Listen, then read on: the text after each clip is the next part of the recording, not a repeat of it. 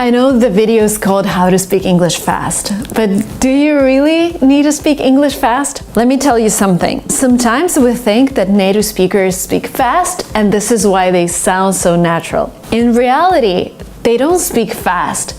They just connect all the words together, and instead of splitting them up, which sounds a little kind of slower, they just put them all together as if one sentence is one big word. They omit some syllables, they add some new sounds, and this is why they sound the way they sound. And sometimes it's hard for us to understand them just because they don't split up words, and we think that they're just speaking too fast. In reality, they're not. Today, I'm gonna teach you this technique.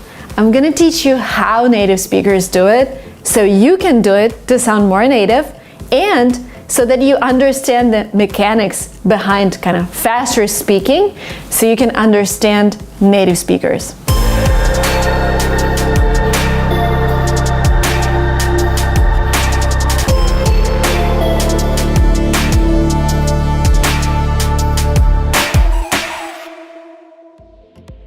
For example, you see a phrase, what do you?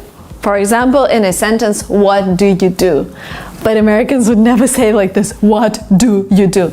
They'll say, what do you do? What do you do? What do you do? So the speed, the pace is kind of the same. It's just connecting everything. What do you do? And if you don't know the way they do it, you're like, what was that? Another phrase, I am going to do some shopping. What Americans would say, they would say, I'm gonna do some shopping. Again, not I'm going to, I'm gonna do. Again, they've connected something, they actually paraphrase it a little. I'm gonna get some water. Do you want some? And some Americans would even say, I'm gonna do shopping. This is like the very, very contracted version of it. So what Americans do, they take those smaller words and they pronounce them in a way that is easier for them in daily speech. For example, article the is pronounced like the. What's the weather today? So they don't say what's the weather today. They say they say what's the weather today. So it's the because it's easier. Oh, what about the weather report? You sometimes sounds like yeah.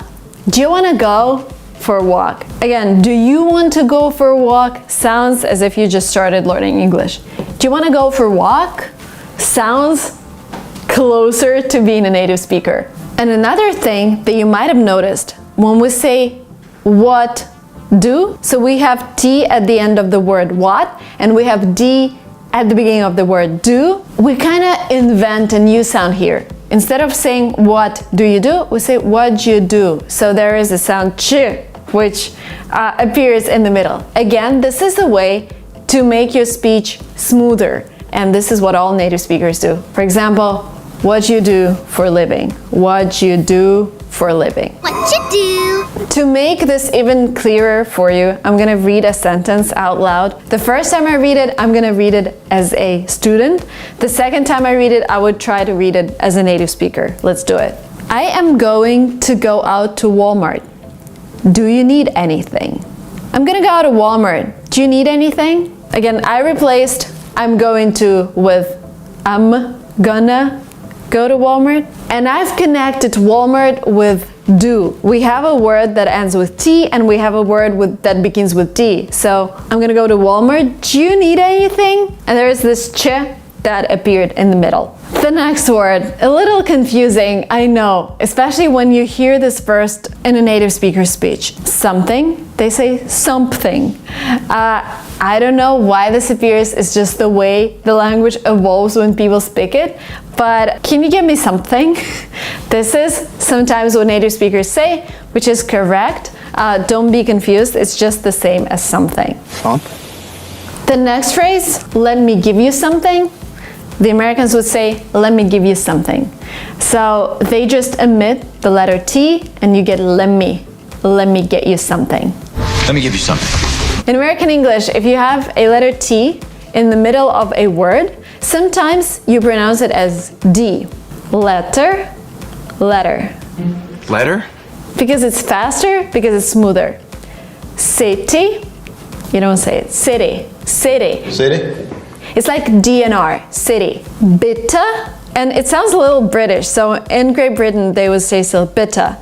In American English they would say bitter. Bitter. Let me give you some more examples. Bottle, bottle. Butter, butter. Computer, computer. I can't even say it with the T. Computer, computer, computer. Daughter, daughter. 80, 80. 40, 40. Little, little. Settle, settle. 30, 30.